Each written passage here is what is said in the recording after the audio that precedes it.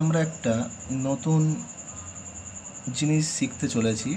তো সেটা হচ্ছে আমরা অনেক সময় বাক্যের মধ্যে ইউজ করি যখন তখন।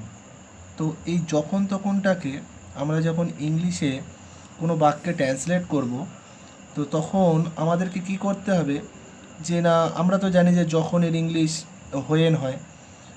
ঠিক সেইভাবেই হয়তো অনেকে আমরা ভুল করে ফেলি যে তখনের ইংলিশ হয়তো দেন হবে, কিন্তু এটা এমনটা নয়।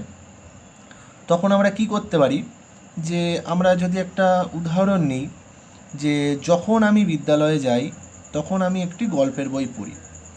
তো এখানে আমরা দেখতে পাচ্ছি যখন যখন মানে আমরা লিখলাম হোয়েন। আমি বিদ্যালয়ে যাই, আই গো টু স্কুল। আর এই যে আমরা তখন লিখেছি, তো আমরা এখানে যেন ভুল করেও তখনের জায়গায় দেন আমরা বসাবো না। এখানে তখনের পরিবর্তে আমরা কমা ইউজ করব, এবং কমা দেওয়ার পরে আমরা কি আছে বাক্যটা, যে আমি একটি গল্পের বই পড়ি, আই রিড স্টোরি বুক। তো আমরা নিশ্চয়ই বুঝতে পারলাম যে তাহলে যখন মানে আমরা হোয়েন, আর তখন তখনের পরিবর্তে আমরা কমা ইউজ করব। তো এই ভুলটা আমরা অনেকেই করে ফেলি যে তখনের জায়গায় হয়তো দেন বসাই, কিন্তু নয়। আমরা যখন একটা বাক্যকে জয়েন করব যখন তখন দিয়ে, তখন আমরা যখনের পরিবর্তে হোয়েন দেব এবং তখনের পরিবর্তে আমরা কমা ইউজ করব।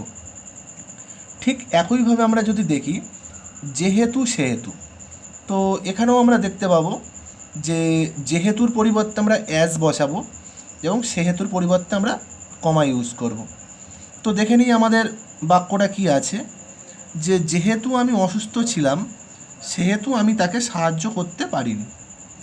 তো যেহেতু ইংরাজি অ্যাজ, অ্যাজ আই ওয়াজ ইল, এবং এখানে আমরা জানি সেহেতুর পরিবর্তে আমরা কমা ইউজ করব।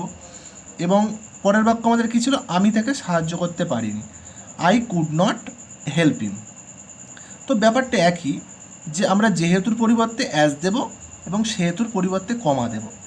তো আমরা আশা করছি সবাই বুঝতে পেরেছি এবং এখানে আর কোনো অসুবিধা হবে না। তো আমরা আবারও একবার জিনিসটাকে একটু রিভিশন করে নিই। তো আমরা দেখতে পাবো যে যখন তখন, যখনের পরিবর্তে আমরা হোয়েন ইউজ করব এবং তখনের পরিবর্তে আমরা কমা ইউজ করব। এবং ঠিক একইভাবে যেহেতুর পরিবর্তে আমরা ইউজ করব অ্যাজ এবং সেহেতুর পরিবর্তে ইউজ করব আমরা কমা। তো আশা করছি সকলে আমরা বুঝতে পেরেছি।